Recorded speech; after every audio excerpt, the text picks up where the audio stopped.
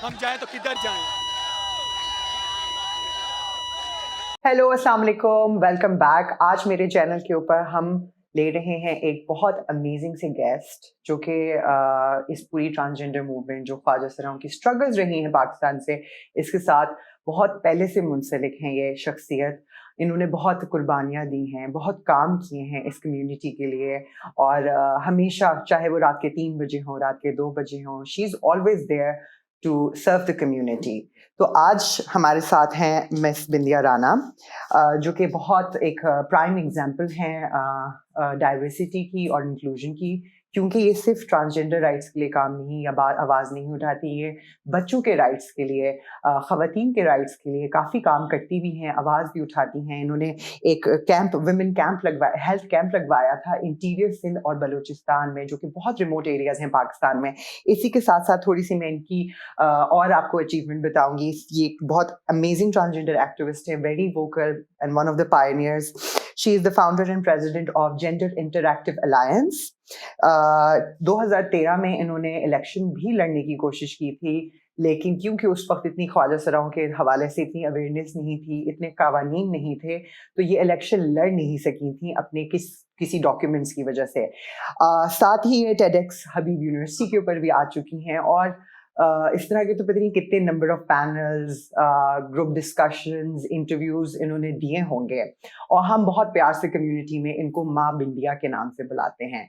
तो जी, हमारे साथ कराची स्टूडियो में है माँ बिंदिया। माँ बिंदिया, कैसी हैं आप? मैं ठीक हूँ। आप कैसी हैं माया? जी, मैं बिल्कुल ठीक ठाक, अल्हम्दुलिल्लाह। बहुत शुक्रिया माँ बिंदिया कि आपने इतने बिजी स्केड्यूल से, और जो पूरे हालात चल रहे हैं आजकल कोविड पे, इसमें आपने टाइम निकाला हमसे गुफ्तगू करने का। बहुत बहुत शुक्रिया। नहीं, थैंक यू सो मच कि आप लोगों ने आज मुझे स्टूडियो में बुलाया, और बहुत सारी बातें हैं दिल की जो शेयर करूँगी आपके साथ। पिछली एपिसोड्स में मैंने डिस्कस किया आप लोगों के साथ कि किस तरीके से ट्रांसजेंडर मूवमेंट शेप अप हुई, जो ख्वाजा सराओं की स्ट्रगल थी, जो पूरा था वो पाकिस्तान में 2011 से, तकरीबन 2009 से ही, मैं 11 में तो पिटीशन आई थी, उससे पहले सिलसिले जारी थे, सारी चीज़ें जारी थी। तो माँ बिंदिया, आप इस सारे सिलसिले में डे वन से जो हैं इन्वॉल्व हैं, हर हर एक उस चीज़ के ऊपर जो भी प्रोग्रेस हो रही होती है उसके अंदर आप होती हैं। उस प्रोग्रेस में, उस पूरी मूवमेंट में मैं आपसे ये जानना चाहूँगी कि आपके नज़रिए में मीडिया, जो कि टीवी है, प्रिंट मीडिया है, और डिफरेंट प्लेटफ़ॉर्म्स हैं, और जो हमारे सहाफ़ी बिरादरान हैं, जो हमारी सहाफ़ी बिरादरी है, उन सब का क्या किरदार रहा है ख्वाजा सराओं की इस पूरी जद्दोजहद में? 2002 में जब मैं काम करने निकली थी, उस वक़्त बहुत सारे ऐसे काम किए जहाँ जिसमें मतलब फ्री मेडिकल्स शामिल है, फ्री मेडिकल्स कैंप्स लगाए औरतों और बच्चों के ऊपर मैंने काम किया। मगर जैसे मैं अंदरूनी सिंध बलूचिस्तान काम करके आती थी और यहाँ पे साफ़ी हज़रात, जब मैं पिक्चर वहाँ से लाती थी, जब कैंप्स लगाती थी उनकी पिक्चरें, जब यहाँ पे न्यूज़ वालों को पता चला तो वो आस्ता-आस्ता वो न्यूज़ की हेडलाइन बनती गई और लोगों में एक अवेयरनेस आती गई। मगर अगर बोलूँ कि प्रेस और मीडिया का मेरा कैसा साथ रहा, तो वो मतलब 2009 में जब सुप्रीम कोर्ट के अहकामात आने शुरू हो गए, तो प्रेस मीडिया को हमने भी प्रॉपर तरीके से टाइम दे दिया। हर 15 दिन बाद कोई अच्छी गुड न्यूज़ होती थी सुप्रीम कोर्ट के अहकामात के ऊपर, फिर हम लोग कराची प्रेस क्लब जाते थे, वहाँ पे फूल निछावर करते थे, धमालें डालते थे, अपना बयान पेश करते थे कि सुप्रीम कोर्ट का थैंक्स है भाई, ये आज बयान आया कि फ्री एजुकेशन होगी, फ्री हेल्थ होगी, 2% कोटा होगा। तो इन सारी चीज़ों पे एक खुशी की एक लहर दौड़ती थी। तो प्रेस मीडिया ने साथ दिया, तो वो साथ दिया तो लोगों को अवेयरनेस हुई कि भाई ये ख्वाजा सरा भी कोई है। और फिर उसके बाद जो है कि प्रेस मीडिया ने इस बात पे भी साथ दिया कि मतलब फिर हम लोग कोई भी अगर काम करते थे अच्छा, तो उसमें प्रेस मीडिया हाईलाइट करते थे, चीज़ें हाईलाइट होती थी। तो मैं समझती हूँ कि प्रेस मीडिया का एक बहुत बड़ा किरदार है कि हमें मतलब आज अगर मतलब मैं बात करूं कि आज अगर हमारी राइट्स की बात हो रही है, 2018 का कानून साजी का बिल पास हुआ, तो ये सारी चीज़ें हैं कि प्रेस मीडिया साथ हमारा दे रही है।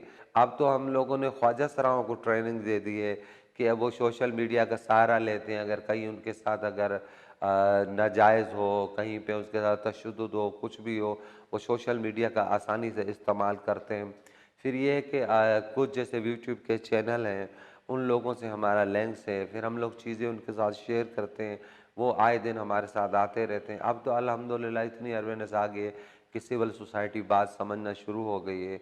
और उसके बाद ये है कि हम कोई भी एक्टिविटी, कोई भी चीज़ करते हैं, तो सोशल मीडिया मतलब उसको बहुत हाईलाइट करती है, तो प्रेस मीडिया हाईलाइट करती है। अगर प्रेस मीडिया हाईलाइट ना करे, तो शायद पता ही नहीं चले कि हम लोगों ने कौन से काम कर रहे हैं, या हमें दुश्वारियाँ क्या हैं, या मज़ीद मसले क्या हैं। माँ बिंदिया, हम एक ट्रेंड देखते हैं बहुत आम तौर के ऊपर कि न्यूज़ में आने के लिए ज़रूरी होता है कि या तो कोई तशद्दुद हुआ हो या कोई तशद्दुद का निशाना हुआ हो या कोई कत्ल हुआ हो, तभी कोई न्यूज़ हेडलाइन बनती है।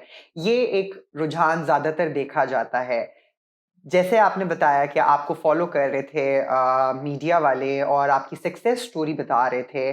तो यहाँ पे मैं जानना चाहूँगी कि आपका क्या टेक है कि किस तरीके से बैलेंस लेके आया जा सकता है? जहाँ पे वॉयलेंस ज़ाहिर-सी बात है हो रहा है तो उसको भी रिपोर्ट करना ज़रूरी है, लेकिन साथ-साथ जो सक्सेस स्टोरीज़ हैं, जो बेहतर स्टोरीज़ हैं, जिससे बेहतर माशरे के अंदर हमारी जगह बनाई जा सकती है, वो स्टोरीज़ कम क्यों हैं? तो इन दोनों चीज़ों को हम किस तरह साथ लेकर के चल सकते हैं आपके नज़रिए में?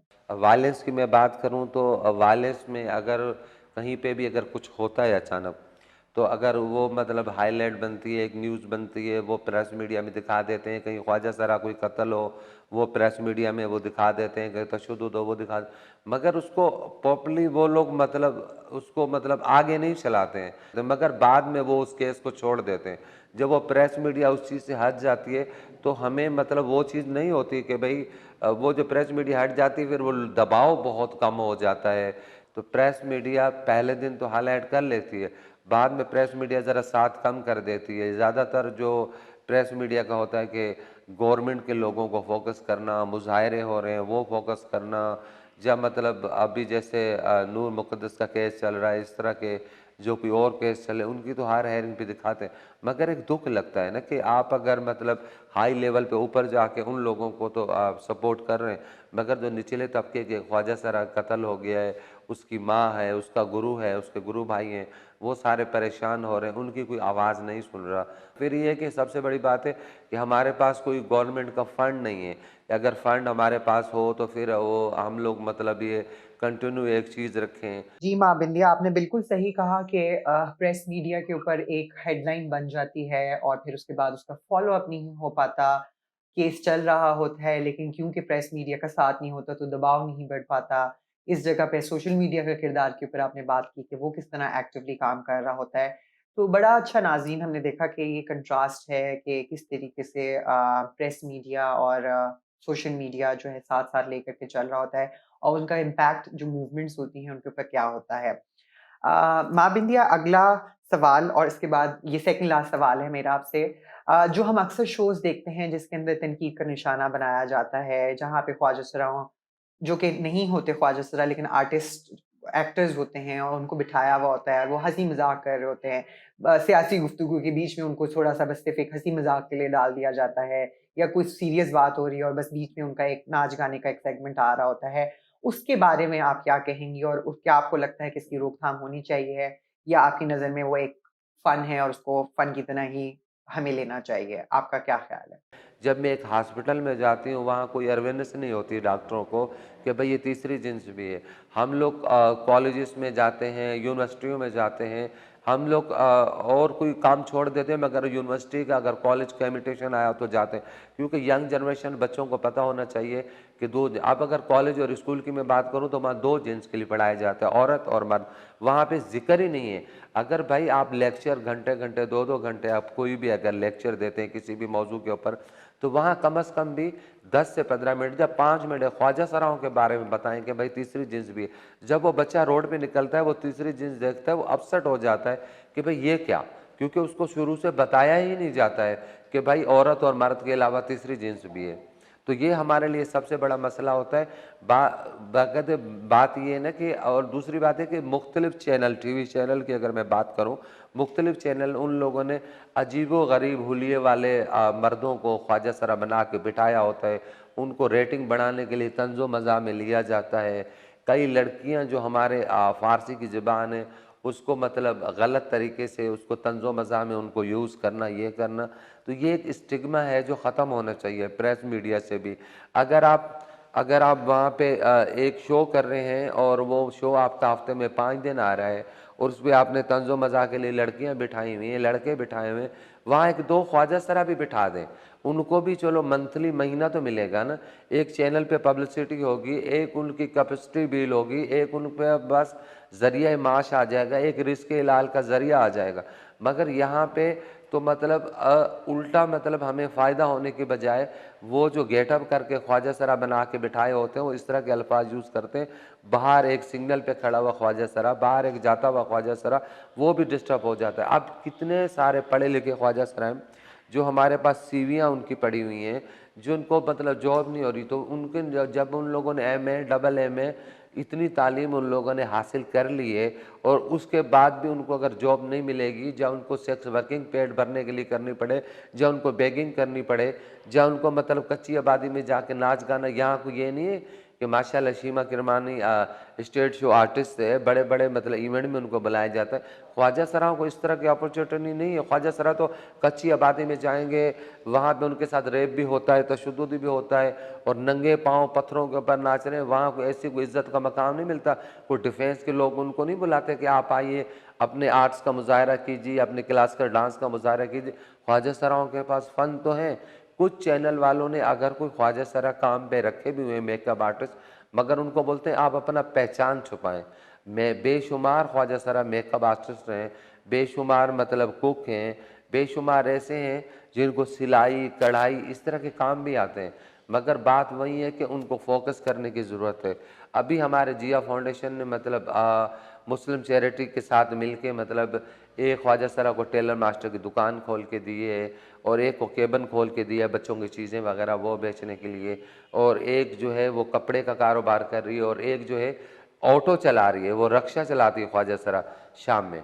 हाँ, बहुत शुक्रिया। ये तो बहुत अच्छी बात है कि सक्सेस स्टोरीज़, और जैसे कि मेरा सवाल था कि क्या ये सही है जो बात है, और आपने बहुत अच्छी, बहुत खूबसूरती से बताया कि अगर करना ही है, हँसी-मज़ाक कराना ही है, तो असली जो जो लोग हैं, जो सफ़र कर रहे हैं, जो कम्युनिटी मेंबर्स हैं, उनको लेकर के आया जाए, उनको बिठाया जाए, बजाए इसके कि आर्टिस्ट जो हैं, वो एक गेटअप कर रहे हैं और वो हँसी-मज़ाक कर रहे हैं।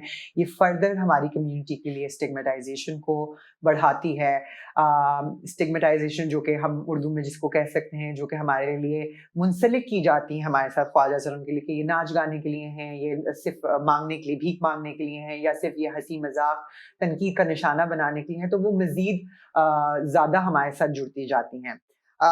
साथ ही बहुत शुक्रिया माँ बिंदिया कि आप आईं और आपने हमारे साथ इतना टाइम निकाला। एक अच्छी-सी तजवीज़ आपकी तरफ से जो कि इस पूरे सफ़र को बेहतर बना सकती है। बस मैं लोगों से यही कहना चाहूँगी कि हमें अब अगर आप कुछ नहीं दे सकते तो कम से कम इज़्ज़त दें, इख़लाक़ दें, इज़्ज़त दें। क्योंकि इज़्ज़त हर आदमी की मतलब हक़ है। आप अगर किसी को कुछ नहीं दे सकते, आप हमें भीख ना दें, हमें जॉब्स दें, हमें काम दें। इस भीख की लानत से बचाएँ। बस मैं लोगों से इतनी सी बात कहूँगी। बहुत शुक्रिया माँ बिंदिया। एंड बहुत शुक्रिया आप लोगों का भी कि आप लोगों ने टाइम निकाला और मेरी ये एपिसोड देखी। मज़ीद हम गेस्ट लेते रहेंगे और इस गुफ्तगू को, इस सफ़र को आगे बढ़ाएँगे, और आप लोगों के दिमागों में जो भी सवाल हैं, जो भी फीडबैक्स हैं, और हम इस शो को बेहतर किस तरीके से बना सकते हैं, आप प्लीज़ कमेंट्स के अंदर छोड़ दीजिए। We will get back on your feedback. Thank you so much and खुदा हाफ़िज़।